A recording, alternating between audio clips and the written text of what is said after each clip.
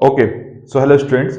आज के इस लेक्चर वीडियो में हम बात करने वाले हैं मेम्ब्रेन ट्रांसपोर्ट सिस्टम की। किस तरह हमारी सेल मेम्ब्रेन के अंदर किसी भी मॉलिक्यूल का या फिर किसी भी ड्रग का किस तरीके से उसमें जो कि ट्रांसपोर्ट होता है सेल के अंदर से सेल के बाहर, और या सेल के बाहर से सेल के अंदर किस तरह से कोई भी सब्सटेंसेस कोई भी मॉलिक्यूल जो कि मूवमेंट करते हैं। तो वो जो है कि हम पूरा समझने वाले हैं इस वीडियो में। जो है कि इसमें हम देखेंगे पैसिव डिफ्यूजन किस तरह से होता है, एक्टिव डिफ्यूजन किस तरीके से होता है, पैसिव डिफ्यूजन किस तरीके से होता है, active transport, passive transport, carrier mediated transport, ये सारी जो है कि आज हम डिटेल में समझने वाले हैं। तो चलिए स्टार्ट करते हैं। चलिए बात करेंगे। सबसे पहले मान लेते हैं हमारी एक सेल है, ठीक है। तो बहुत सारे सब्सटेंसेस स्टूडेंट्स ऐसे होते हैं जिनको सेल में अंदर आना रहता है, और बहुत सारा वेस्ट जो कि वेस्ट होता है सेल का, उसको सेल में बाहर भी जाना रहता है। तो उस कंडीशन में क्या होता है स्टूडेंट, जनरली अगर एक सिंपल लैंग्वेज में देखा जाए तो आपको पता होगा कि जो हमारी सेल मेम्ब्रेन होती है ये हमारी बनी होती है फॉस्फोलिपिड की, ठीक है ना। फॉस्फोलिपिड की ये वाई लेयर होती है जो कि हाईली नॉन पोलर होती है ना, जो कि किसी भी ऐसा कि पोलर मॉलिक्यूल को इतना आसानी से या फिर जो कि अंदर ही एंटर नहीं करने देती। अगर किसी भी मॉलिक्यूल को इस सेल के बाहर से, इस सेल के अगर ये कोई मॉलिक्यूल है, इसको अगर इसके अंदर जाना है तो इसको हाईली नॉन पोलर, या इसको हम बोल सकते हैं लिपोफिलिक होना पड़ेगा, ठीक है। लिपोफिलिक मॉलिक्यूल ही इसको क्रॉस कर पाएंगे। इसके अलावा जिनका मॉलिक्यूलर वेट ज्यादा होता है वो भी इस सेल मेम्ब्रेन को हमारी क्रॉस नहीं कर पाते। और चार्ज मॉलिक्यूल, अगर कोई चार्ज मॉलिक्यूल है, मान के चलिए हमारा कैल्शियम है या फिर सोडियम है, ये चार्ज मॉलिक्यूल भी आसानी से जो है कि इस मेम्ब्रेन को क्रॉस नहीं कर पाएंगे, ठीक है। इसके अलावा बिग मॉलिक्यूल, जैसा कि मैंने बताया, जिनका मॉलिक्यूलर वेट ज्यादा होता है वो भी नहीं कर पाते। तो क्रॉस कौन से मॉलिक्यूल इसको करेंगे, ठीक है। तो वो देखने वाले हम। सबसे पहले चलिए बात करेंगे हम, हमारी सेल को सबसे पहले किस चीज की जरूरत रहती है सरवाइव करने के लिए। तो मेन हमारा एक इंपॉर्टेंट सब्सटेंस ऑक्सीजन, ओके। बिना ऑक्सीजन के हमारी सेल जो है कि सरवाइव नहीं कर पाएगी, उसको अपनी जीवित रहने के लिए ऑक्सीजन की जरूरत पड़ती है। तो आपको पता होगा कि ऑक्सीजन की जो कंसंट्रेशन रहती है हमारी, वो सेल के बाहर ज्यादा होती है कंपेयर टू सेल के अंदर, ठीक है ना। तो अब इस ऑक्सीजन को क्या है कि सेल के अंदर हमारी एंटर करना पड़ेगा। तो इस कंडीशन में आपको पता होगा स्टूडेंट, ये ऑक्सीजन मॉलिक्यूल होता है हमारा, जो कि हमारा लिपिड सोल्यूबल मॉलिक्यूल होता है, ठीक है ना। तो ये आसानी से हमारी सेल मेम्ब्रेन की जो लिपिड बाइलेयर है उसमें डिसोल्व होकर आसानी से इसमें क्रॉस कर जाएगा। तो बट ये क्रॉस इधर ही क्यों करेगा, यहां से वहां क्यों नहीं जाएगा, ये भी एक कॉन्सेप्ट बनता है स्टूडेंट। तो सिंपली इसको हम बोलते हैं कि हाई कंसंट्रेशन से लो कंसंट्रेशन की ओर जब मॉलिक्यूल मूव करते हैं उसको बोला जाता है डिफ्यूजन, ठीक है। तो कौन सी प्रोसेस के थ्रू हमारी ऑक्सीजन सेल के अंदर एंटर करेगी, वो करेगी हमारी डिफ्यूजन के थ्रू। यहां से हाई कंसंट्रेशन आप यहां पर देख सकते हैं, यहाँ पर लो कंसंट्रेशन है। हाई कंसंट्रेशन से यहां से हमारी ऑक्सीजन डिफ्यूज होगी और हमारी सेल के अंदर एंटर कर जाएगी। हाँ, बट इसको जो है कि इस टाइम पर लिपिड सोल्यूबल होना जरूरी है। ऐसे ही मॉलिक्यूल, अगर इस टाइम पे कोई मॉलिक्यूल है, मान के चलिए ग्लूकोज मॉलिक्यूल है हमारा, ग्लूकोज आपको पता है इसकी भी जरूरत रहती है हमारी सेल को। ग्लूकोज के अलावा आयंस की भी जरूरत रहेगी, सोडियम पोटेशियम की। तो क्या ये मॉलिक्यूल, ये भी हमारे ग्लूकोज सेल के बाहर ज्यादा होता है ब्लड में सेल के अंदर, तो क्या ये डायरेक्टली इसमें मूव कर जाएगा? नहीं, इस कंडीशन में, क्योंकि ग्लूकोज का मॉलिक्यूल बड़ा होता है हमारा, और चार्ज मॉलिक्यूल भी सेल के बाहर सोडियम ज्यादा होता है, अंदर कम होता है, तो ये भी मूव नहीं कर पाएगा, क्योंकि ये हमारी मेम्ब्रेन इनको अलाउड नहीं करेगी चार्ज मॉलिक्यूल को एंटर करने के लिए।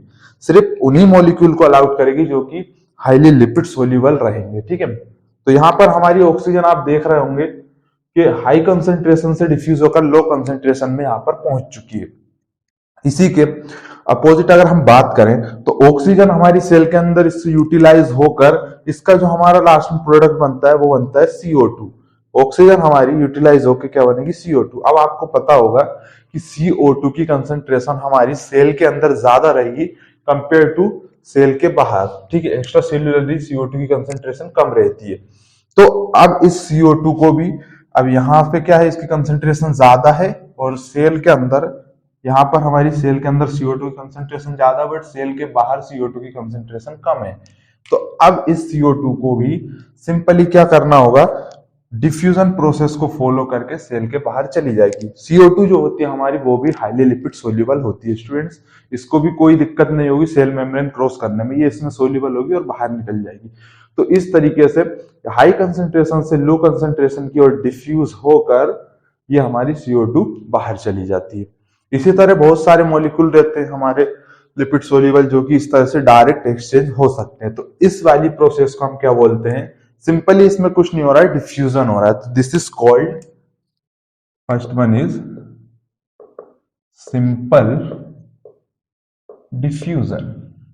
ओके, सिंपल डिफ्यूजन क्या होता है, डायरेक्टली कंसंट्रेशन ग्रेडियंट के अकॉर्डिंग हमारे मॉलिक्यूल हाई कंसंट्रेशन से लो कंसंट्रेशन की ओर मूव कर जाते हैं, इसी को बोलते हैं हम सिंपल डिफ्यूजन। ठीक है, चलिए इसके बाद एक और जो हमारा रहता है सिंपल डिफ्यूजन, आपको समझ में आ गया क्या होता है कि हाई कंसंट्रेशन से लो कंसंट्रेशन की ओर विदाउट यूजिंग ऑफ एनर्जी, कोई यहाँ पर एनर्जी की जरूरत नहीं है, ना किसी भी मीडिया कैरियर की जरूरत है, मतलब किसी भी चीज की यहाँ पर हमें हेल्प की जरूरत नहीं पड़ी, डायरेक्ट हाई कंसंट्रेशन से लो कंसंट्रेशन ये क्रॉस करके आ गई है। ठीक है, अब इसके बाद एक और कंडीशन आती है, जैसे कि हमने बात की थी, मान के चलिए मॉलिक्यूल है हमारा ग्लूकोज का, अब इसको भी जरूरत है सेल की, सॉरी मतलब सेल को ग्लूकोज की भी जरूरत है। अब लेकिन ये मॉलिक्यूल बड़ा है, सेल मेम्ब्रेन इसको अलाउ नहीं कर रही है, बट इसको जाना जरूरी है, ग्लूकोज नहीं जाएगा तो भी सेल डेड हो जाएगी हमारी, क्योंकि एनर्जी कहाँ से मिलेगी, ग्लूकोज के बिना तो जीवित रहना भी मुश्किल है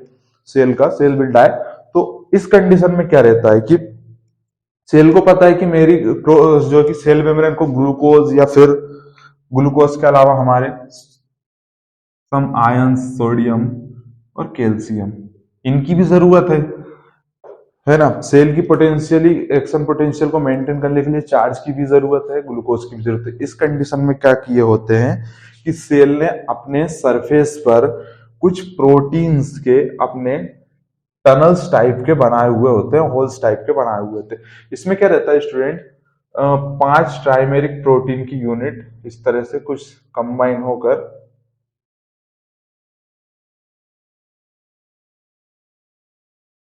इस तरीके से 5 यूनिट आपस में जुड़कर एक इस तरह का की टनल बना लेती है। इस तरह से आप देख पा रहे होंगे, ये एक चैनल बना लेती है जिसमें से बीच में क्या फ्लूइड रहता है, यहाँ पर वाटर फील्ड रहता है, वाटर फील्ड स्पेस रहता है यहां से लेकर यहां तक। अब क्या रहता है कि आप स्टूडेंट, ये हमारी सेल के ऊपर लगे होते हैं, ये मैं बात कर रहा हूं चैनल, आयन चैनल्स की। तो इस तरह के चैनल्स हमारी सेल के सरफेस पर प्रेजेंट रहते हैं।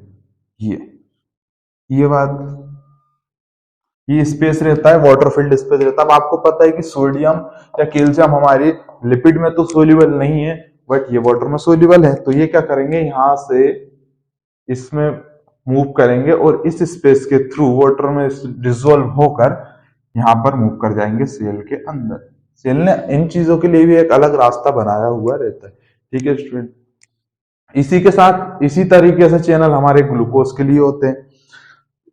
ग्लूकोज के जो चैनल स्टूडेंट्स परमानेंटली मतलब हमेशा सेल पर अवेलेबल नहीं रहती, जब जरूरत रहती है उसी टाइम पर ही अवेलेबल होते हैं। तो इसका मैकेनिज्म कुछ इस तरह का स्टूडेंट कि कब हमारी सेल पर ग्लूकोज के जो हमारे ट्रांसपोर्टर होते हैं, उनको हम ट्रांसपोर्टर बोलते हैं, ग्लूकोज ट्रांसपोर्टर, वो कब अवेलेबल होते हैं।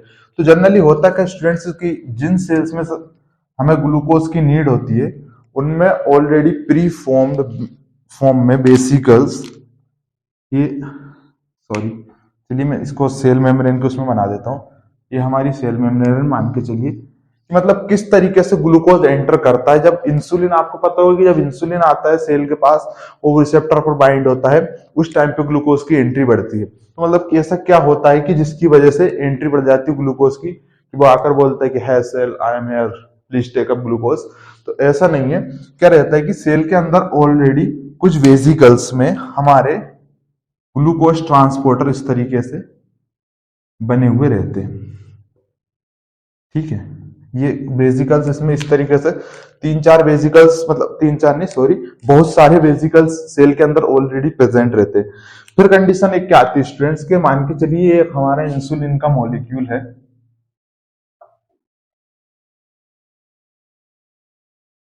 इंसुलिन का मॉलिक्यूल आया और अपने इस रिसेप्टार पर यहां पर होगा ये बाइंड, ये मान के चलिए इंसुलिन रिसेप्टार था, ठीक है, ये इंसुलिन रिसेप्टार था, इस पर हमारा इंसुलिन का मॉलिक्यूल आके बाइंड हुआ, इस सिग्नल, इस रिसेप्टार ने यहाँ पर सिग्नल भेजा और अंदर इसमें एक प्रोसेस होती है कैल्शियम डिपेंडेंट, इसमें मतलब कुछ कैल्शियम वगैरह की एंट्री होती है जिसको हम डिटेल में देखेंगे। तो जैसे ही इंसुलिन यहाँ पर बाइंड होता है ये रिसेप्टर अंदर सिग्नल देता है और उस टाइम पे ये जो वेसिकल होता है ये मूव करते हैं हमारी सेल की तरफ, सेल के मेम्ब्रेन की तरफ। और होता क्या स्टूडेंट्स कि ये जो हमारे वेसिकल्स होते हैं ये हमारी सेल मेम्ब्रेन के साथ हो जाते हैं फ्यूज, ठीक है, सेल मेम्ब्रेन के साथ होंगे, यहां पर हो जाएंगे फ्यूज, इस तरीके से ये सेल मेम्ब्रेन के साथ ये जाएगा और यहाँ पर फ्यूज होगा, सेल विल एक्सपैंड, है ना, यहाँ पर सेल एक्सपेंड हो जाएगी और ये जो रहेंगे हमारे सरफेस पे आ जाएंगे। मान के चलिए इसका हम यहाँ पर देख लेते हैं, ये हमारा नया वेसिकल की यहाँ पर आया था, सेल एक्सपेंड इस तरीके से बन गया और ये हमारे यहाँ पर चैनल इस तरीके से ट्रांसपोर्टर ग्लूकोज के सेल पर आ जाएंगे। अब आसानी से ग्लूकोज यहाँ से एंटर करके सेल में पहुंच जाएगा। तो ये इस तरीके से होता है। इसमें भी क्या होता है स्टूडेंट्स, हाई कंसेंट्रेशन से लो कंसेंट्रेशन की ओर ही मूवमेंट होता है, तो इसको भी हम कह सकते हैं दिस इज ऑल्सो डिफ्यूजन, क्योंकि सोडियम की कंसेंट्रेशन हमारी सेल के कंपैरिजन में एक्स्ट्रा सेल्यूलर सेल के बाहर ज्यादा रहती है। इसी तरह कैल्शियम के चैनल्स भी होते हैं, कैल्शियम की कंसेंट्रेशन भी हमारी सेल में कम बाहर ज्यादा होती है। इसी तरह ग्लूकोज की बात करें तो ग्लूकोज की कंसेंट्रेशन सेल में कम बाहर ज्यादा होती है, तो इसमें भी क्या हो रहा है, हाई कंसेंट्रेशन से लो कंसेंट्रेशन की ओर मूवमेंट हो रहा है हमारे सब्सटेंसेस का। तो this is also a diffusion. तो ये डिफ्यूजन ही है हमारी। अब लेकिन इसमें डिफरेंस क्या है, ये भी हमारी सिंपल डिफ्यूजन थी, ये भी डिफ्यूजन है। इसमें सिर्फ इतना डिफरेंस है कि इसमें सिंपली हमारी सेल मेम्ब्रेन को क्रॉस करके मॉलिक्यूल्स आ रहे थे, बट इस वाली कंडीशन में जो हो रहा है कि इसमें हमें प्रोटीन्स मॉलिक्यूल की जरूरत पड़ रही है हमारे सब्सटेंसेस को अंदर लाने के लिए। मतलब ये कुछ जो हमारे प्रोटीन जैसे कि चैनल्स और ये ट्रांसपोर्टर होते हैं, ये फैसिलिटेट करते हैं हमारे मूवमेंट को, तब जाके जो है कि हमारी जो भी सोडियम, कैल्शियम, जो भी आयंस है, जो भी बड़े मॉलिक्यूल्स है, जो भी नेसेसरी मॉलिक्यूल्स है, तब जाकर वो अंदर आ पा रहे हैं। मतलब कुछ उनको फैसिलिटी की जरूरत पड़ेगी तब जाकर मूवमेंट कर पाएंगे, अदरवाइज से इसके अंदर नहीं आ पाएंगे। तो ये जो है कि हमारे इन सब्सटेंसेस का जो है कि फैसिलेट करते हैं अंदर आने में। So this is called, second one is facilitated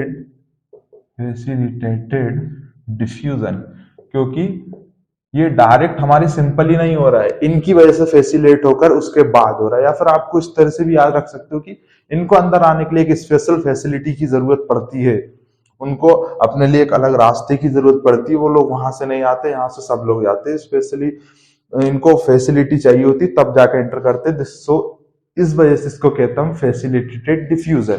ठीक है स्टूडेंट, तो ये होगा हमारा सिंपल डिफ्यूजन हमने समझा, second one is facilitated diffusion. अब आपने देखा होगा इन दोनों में एक चीज हमारी कॉमन है, वो हमारी डिफ्यूजन। और डिफ्यूजन क्या होता है, डिफ्यूजन हाई कंसंट्रेशन से लो कंसंट्रेशन की ओर मूवमेंट होता है मॉलिक्यूल्स का या फिर सब्सटेंसेस का। तो इन दोनों में हमें किसी भी अदर एनर्जी की जरूरत नहीं पड़ती है, तो इस वजह से हम इसको बोलते हैं पैसिव डिफ्यूजन या पैसिव ट्रांसपोर्ट। ये होता है हमारा पैसिव ट्रांसपोर्ट। पैसिव ट्रांसपोर्ट उस चीज को बोलते हैं जहां पर हमें कोई एनर्जी की रिक्वायर्ड नहीं होती है, ठीक है। जहां एनर्जी लगती है वहां कहलाता है एक्टिव ट्रांसपोर्ट।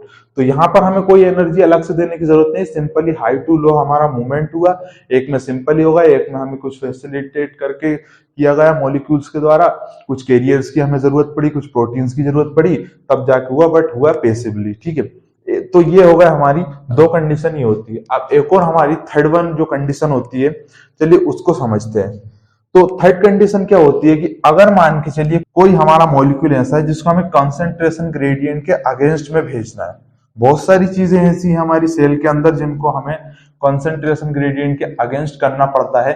तो उस कंडीशन में क्या किया जाए, उस कंडीशन में क्या होगा, उसे क्या बोलेंगे हम। चलिए फॉर एग्जाम्पल मैं आपको बता देता हूं कि हमारी सेल जो होती है, सेल के अंदर पोटेशियम जो होता है हमारा, उसकी कंसंट्रेशन बहुत ज्यादा होती है, ठीक है। और सेल के बाहर पोटेशियम की कंसंट्रेशन बहुत कम होती है। ये क्यों होता है वो मैं आपको बताता हूं। एक्चुअली होता क्या है कि जो हमारी सेल होती है, इस पर एक जो सेल होती है हमारी, इसके ज्यादा मतलब मैक्सिमम सभी सेल पर यहाँ पर एक ट्रांसपोर्टर अवेलेबल रहता है, मतलब एक एंजाइम अवेलेबल रहता है इनके सरफेस पर। एग्जाम्पल के लिए मान लेते हैं ये एक एंजाइम है, ठीक है। ये एंजाइम क्या करता है कि इसके जो होती है सेल के अंदर वाली साइड पर इसके 3 हैंड रहते हैं, ठीक है ना। और बाहर वाली साइड पर इसके रहते हैं हमारे 2 हैंड्स। ये जो एंजाइम ये क्या करता है कि सेल के अंदर से, जैसा कि आपको पता है कि सेल के अंदर हमारे वैसे ही तो कैल्शियम कम रहे, सॉरी कैल्शियम नहीं, सोडियम हमारा सेल के अंदर कम प्रेजेंट रहता है। तो ये क्या करता है कि सेल के अंदर से सोडियम को उठाता है, ठीक है ना। ये जो पॉकेट्स हैं ये किसके लिए स्पेशल आती हैं, सिर्फ सोडियम के लिए पकड़ते हैं जाकर सिर्फ सोडियम को। तो ये क्या करता है, सोडियम मॉलिक्यूल को लेता है अपने 3 हैंड में। वैसे ऑलरेडी हमारे सोडियम की कंसंट्रेशन सेल के अंदर कम है, और इधर क्या करता है, ये जो हैंड है इसके, ये इसके पोटेशियम के लिए। तो बाहर से ये क्या करता है, पोटेशियम को लेता है बाहर वाले एंड पर। अब जबकि आपको पता है कि पोटेशियम सेल के अंदर कम, सॉरी सेल के बाहर कम और सेल के अंदर ज्यादा है। तो इसका काम क्या कह देते हैं कि ये बाहर से पोटेशियम को उठाता है और सेल के अंदर डाल देता है। ये हमारा काम कर रहा है। आप देख सकते होंगे कि सोडियम हमारे सेल के बाहर जाता है, आपको पता है कि सोडियम कंसंट्रेशन सेल के बाहर, ये सेल की कम कंसंट्रेशन से उठाकर ये इधर की तरफ डालता है। ये क्या करता है, सोडियम को हमारे सेल से पकड़कर बाहर की तरफ एक्स्ट्रा सेल्युलरली फेंकता रहता है। तो ये करता है हमारी कंसंट्रेशन ग्रेडियंट के अगेंस्ट में काम, ठीक है। तो अब आपको पता होगा कि अगर हमको ग्रेविटेशनल फोर्स के अगेंस्ट में काम करना है, मान के चलिए हमने ऊपर से कोई चीज फेंकी तो उसमें हमें कोई एनर्जी लगाने की जरूरत नहीं, बट ऑलरेडी अगर हम हिल्स पर चलते हैं तो उस टाइम पे हमें एनर्जी की जरूरत पड़ती है। तो ये बंदा क्या करने लगा है एंजाइम, ये जहां पर सोडियम ज्यादा है वहीं पर और ज्यादा सोडियम डाल रहा है, मतलब कंसंट्रेशन ग्रेडियंट के अगेंस्ट नहीं कर रहा है, लो कंसंट्रेशन से हाई कंसंट्रेशन की ओर काम कर रहा है। इसी तरह ये पोटेशियम हमारे इनको यहां से लेता है, यहां पर डाल देता है। दूसरी कंडीशन क्या होती है, मान के चलिए अगर ये पहले अपनी नॉर्मल कंडीशन में था, दूसरी कंडीशन में किस तरह से होगा कि ये कर जाएगा फ्लिप कर रहा है। इसके ये वाले जो हैंड थे वो आ जाएंगे हमारी सेल के अंदर,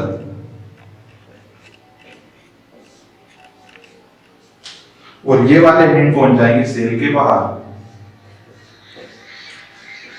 यहां पर क्या करेगा, ये यहां पर रिलीज कर देगा हमारे सोडियम मॉलिक्यूल्स को। ये आपको ध्यान रखना कि ये 2 मॉलिक्यूल लेता है पोटेशियम के, मैंने 2-3 इसलिए बनाए हैं कि ये जरूरी है याद करना कि 3 हमारे सोडियम के मॉलिक्यूल उठाता है सेल के अंदर से, और 2 पोटेशियम मॉलिक्यूल उठाता है सेल के बाहर से। मैंने यूं ही नहीं बना दी, नहीं तो आप अपने मन से 3-4 जितने भी बना दो। ये आपको याद रखना है कि पोटेशियम के 2 मॉलिक्यूल पकड़ता है और कैल्शियम के 3 मॉलिक्यूल पकड़ता है। 3 मॉलिक्यूल को उठाकर सेल के बाहर फेंकता है और 2 मॉलिक्यूल को सेल के अंदर। और यहाँ पर ये क्या करेगा कि 2 हमारे पोटेशियम के मॉलिक्यूल्स को इधर सेल के अंदर वाले कर देगा।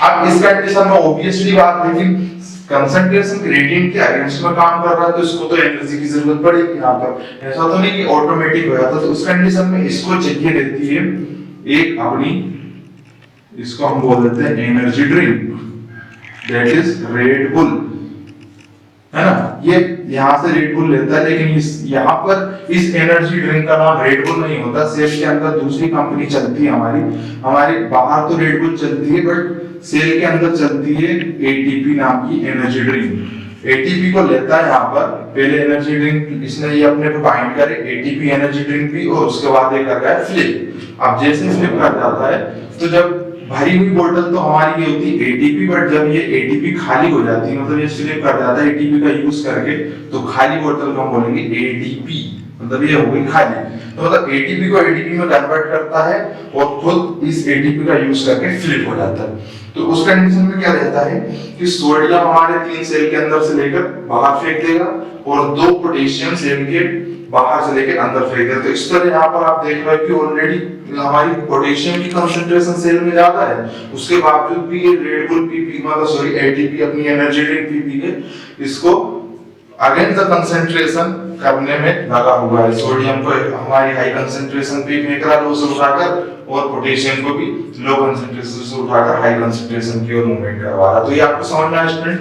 इस कंडीशन में क्या हुआ कि डिफ्यूजन नहीं हुआ है, इसमें ट्रांसपोर्ट हुआ है अगेंस्ट द कंसंट्रेशन ग्रेडियंट, और इसमें हमें जरूरत पड़ी एटीपी की, इस एनर्जी ड्रिंक की, इस रेड बुल की।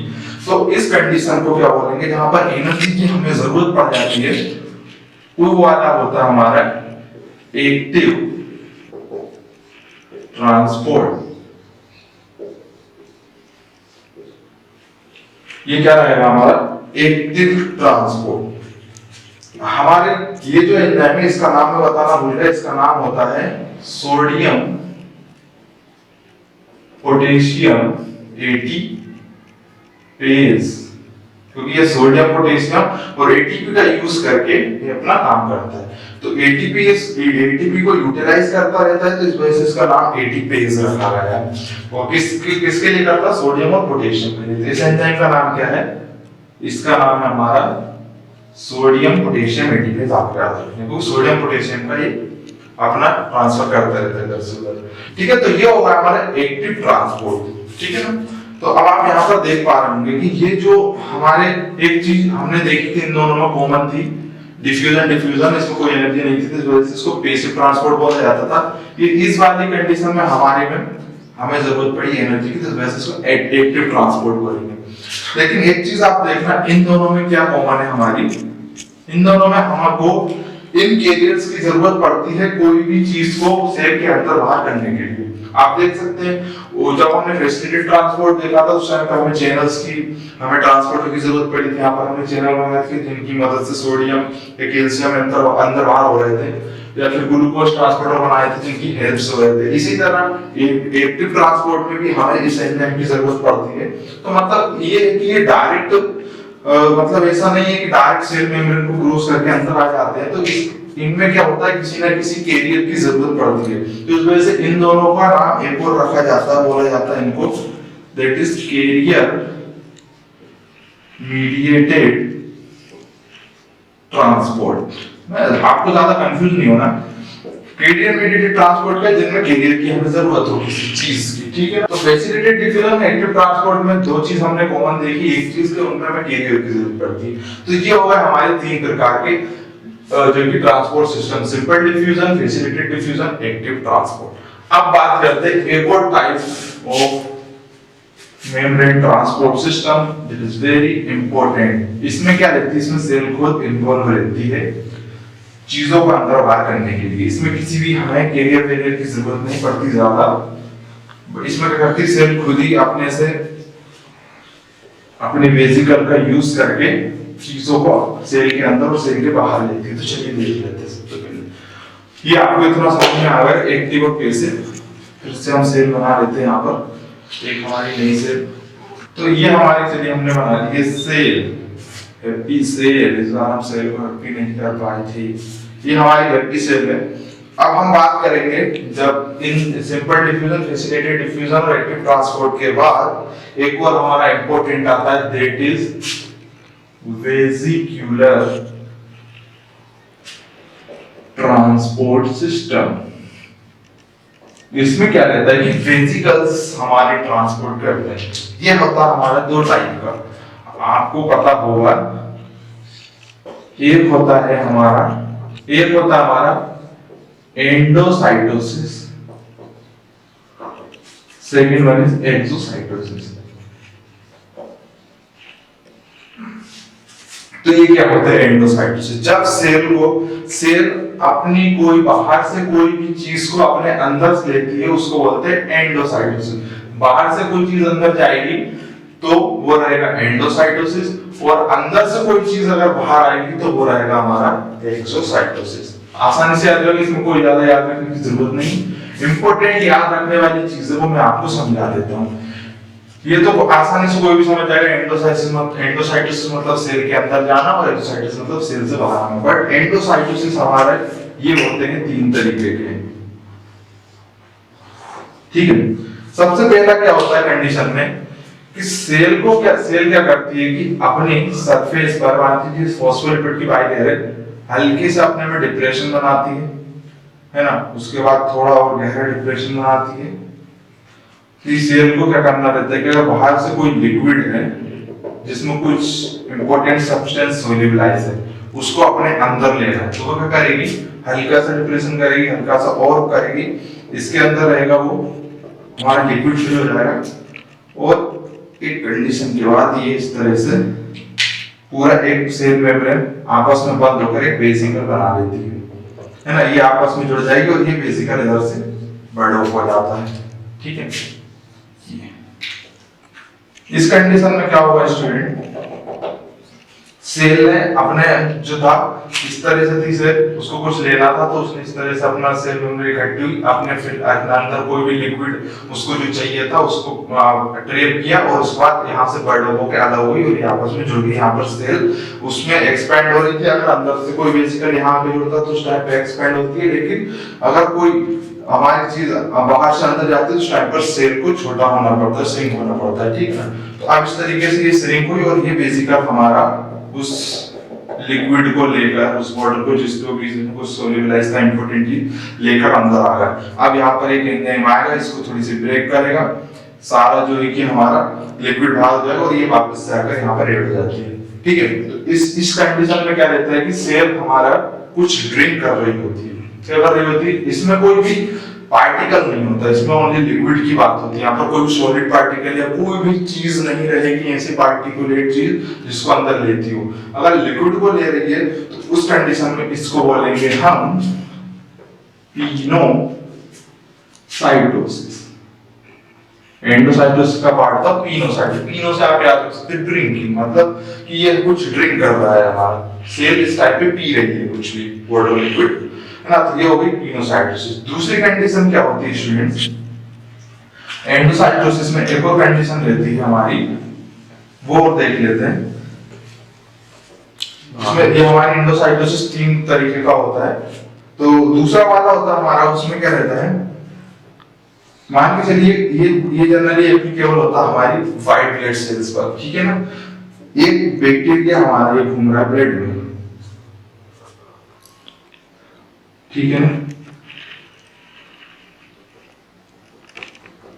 ये कोई बैक्टीरिया है, तो अगर ये इसके कांटेक्ट में आता है हमारी व्हाइट ब्लड सेल के आसपास अगर बैक्टीरिया आता है, उस टाइम पे ये हमारी सेल क्या करती है, ये अपनी सेल मेम्ब्रेन से इस तरीके से इसको बड़ी करके यूं ट्रैप करती है अपने अंदर, ठीक है। अब इस तरीके से यहाँ पर ट्रैप करेगी और ये यहाँ से हो जाएगा फ्यूज, इधर से ये बंद हो जाएगा और ये मेम्ब्रेन यहाँ से यूं जुड़ जाएगी। अब जो बैक्टीरिया था वो हो गया इस सेल मेम्ब्रेन के अंदर इस वेसिकल में ट्रैप। अब ठीक है, अब इसको भारी पार्टिकुलेट होता है तो मतलब सेल के हिसाब से भारी होता है, तो इतनी आसानी से इसको अंदर लाना मुश्किल होता है। तो उस कंडीशन में क्या रहता है कि यहाँ पर कुछ फिलामेंट्स यहाँ पर यूज होते हैं जो कि इस वेसिकल को अपनी तरफ पुल करते हैं, ठीक है। इसको यहाँ पर खींचकर लेके आते हैं। This is said bacteria because ये हमारा क्लियर हो चुका है इस वेसिकल के अंदर। यहाँ पर ले आते हैं इन्फ्लामेंट जो कि इसको खींचने का काम कर रहे थे, इनको बोला जाता है हमारे एक्टिन फिलामेंट, ठीक है। अब इस कंडीशन में क्या करेगी, ये इस तरीके से बनाती है, इसको अंदर खींच लेगी और ये वापस से आकर हमारी वेसिकल वैसे ही जुड़ जाएगी जैसे पहली थी, और इसको अब अपने अंदर डिग्रेड कर देगी इस बैक्टीरिया को, और बाद में इसको एक्सोसाइटोसिस कर देती, बाहर निकाल देती, इसको खत्म कर देती, ठीक है। तो ये कंडीशन रहती है। तो इस वाली कंडीशन में जिसमें हमारी सेल को पार्टिकल, कोई डेड सेल का टुकड़ा या फिर किसी भी चीज को खाती हो जो कि हमारी बॉडी के लिए जरूरी नहीं है और उसको खत्म करके बाहर निकालती हो, उस कंडीशन को हम बोलते हैं यहाँ पर, sorry, this is called phago, एक ही वर्ड होता है हमारा साइटोसिस, जूम कर लो, फेगोसाइटोसिस, ठीक है। यहाँ पर क्या हो रहा है, सेल हमारी ड्रिंक नहीं कर रही, ईट कर रही है। इस जगह पर क्या रहता है, ईटिंग को हम बोलते हैं फेगोसाइटोसिस। अगर सेल कर रही है ड्रिंकिंग तो उसको बोलेंगे हम पिनोसाइटोसिस। अगर सेल कुछ खा रही है तो उसको बोलेंगे हम फेगोसाइटोसिस। पी रही है तो पिनोसाइटोसिस, खा रही है तो फेगोसाइटोसिस। एक और थर्ड वन रहता है इंपॉर्टेंट, इसमें क्या रहता है, मान के चलिए एक लीवर सेल है, ठीक है, कौन सी सेल है, लीवर, ये हमारी मान के चलिए हेपेटोसाइट है, लीवर सेल लीवर पर जो प्रेजेंट रहेगी, तो ये मान के चलिए हमारा हेपेटोसाइट है। अब इसको क्या लेना रहता है, कोलेस्ट्रॉल ये अपने में लेता है सेल के अंदर, एलडीएल, लो डेंसिटी लिपोप्रोटीन, इसको चाहिए, ये सेल के अंदर स्टोर होता है। उस कंडीशन में क्या रहता है कि यहाँ पर इस सेल ये डायरेक्टली इस तरीके से इसको नहीं देती, ये एक दूसरा मैकेनिज्म के थ्रू लेती है। इसमें क्या होता है कि इस सेल पर एलडीएल के लिए इस तरीके से रिसेप्टर प्रेजेंट रहते हैं, ठीक है। तो अब जैसे एलडीएल आता है और यहाँ पर बाइंड होता है लो डेंसिटी लिपोप्रोटीन, ये रिसेप्टर अंदर की तरफ कुछ सिग्नल्स भेजते हैं, ठीक है, इनकी तरफ से कुछ सिग्नल जाता है, सिग्नल जाता है तो फिर क्या होता है कि इसी की तरीके से कुछ फिलामेंट्स आते हैं यहाँ पर इस जगह को बांध कर और इस तरीके से पूरी की पूरी सेल मेम्ब्रेन को अपनी तरफ पुल कर देते हैं, ठीक है। तो ये कुछ इस तरीके से हो जाएगी, आप देख सकते होंगे, ये हमारी सेल मेम्ब्रेन कुछ इस तरीके से शो होगी फिर, और इसमें हमारे एलडीएल बंधे हुए हैं। तो इस तरीके से पूरी की पूरी हमारी अपनी तरफ खींच लेगी। बाद में को इतना पार्ट आकर पूरा एक हमारा इस तरीके से वेसिकल की तरह टूट जाएगा और ये आकर अपने में जुड़ जाएगी, तो ये पूरा हमारा अंदर आ जाएगा। इसमें जहां पर ये जो फिलामेंट खींचते हैं इनको बोला जाता है क्लेथरिन, ठीक है, क्लेथरिन से खींचते हैं, मतलब ये क्या करते हैं कि पूरे रिसेप्टर सहित बाइंड विद एलडीएल पूरा का पूरा सेल मेम्ब्रेन अंदर की तरफ खींच लेता है। यहाँ पर एक एंजाइम आता है, इसको कट करता है, ये एलडीएल रिमूव होता है और वापस से जाकर ये यहीं पर जाकर फ्यूज होगी उस तरीके से जैसे मैंने बताया था, और सेल एक्सपांड होगी, फिर से जाकर रिसेप्टर इसी कंडीशन में आ जाएंगे। ये रहेगा हमारा थर्ड वन वाला रिसेप्टर का इसमें यूज किया जा रहा है, तो इसको हम बोलते हैं रिसेप्टर मीडिएटेड फेगोसाइटोसिस, इसमें रिसेप्टर की जरूरत पड़ेगी, ठीक है। ये हो गई रिसेप्टर मीडिएटेड फेगोसाइटोसिस।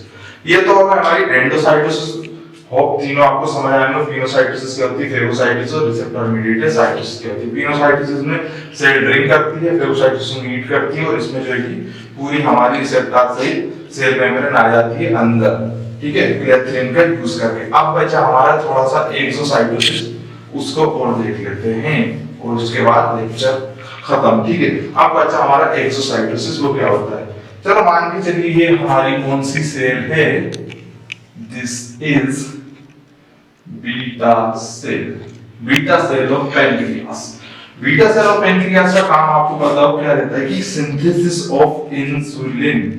मान के चलिए इसने अपने अंदर बहुत सारा इंसुलिन को सिंथेसिस करके रखा है, इस तरीके से ये सारे हमारे इंसुलिन के मॉलिक्यूल्स हैं, और ये इंसुलिन के मॉलिक्यूल बंद हैं हमारे वेसिकल के अंदर, ठीक है।